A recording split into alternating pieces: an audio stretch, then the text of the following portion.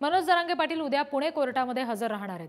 मनोज जरांगे यांच्या विरोधात पुणे कोर्टानं अजामीनपात्र अटक वॉरंट जारी केलेला आहे आणि अजामीनपात्र अटक वॉरंट दिल्यानंतर मनोज जरांगे उद्या कोर्टात हजेरी लावणार आहेत। नाट्य निर्मात्याची फसवणूक केल्याप्रकरणी मनोज जरांगे पाटील आणि इतर 2 जणांच्या विरोधात पुणे कोर्टानं अजामीनपात्र अटक वॉरंट जारी केलं होतं।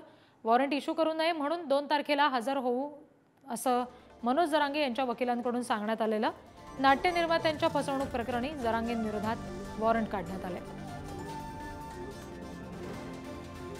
प्रतिनिधी बालाजी पोद्दार यांच्याकडून अपडेट्स घेणार आहोत। बालाजी, काय नेमके तपशील आहेत या संदर्भात? मनोज जरांगे उद्या कोर्टात हजर राहत आहेत त्याबाबत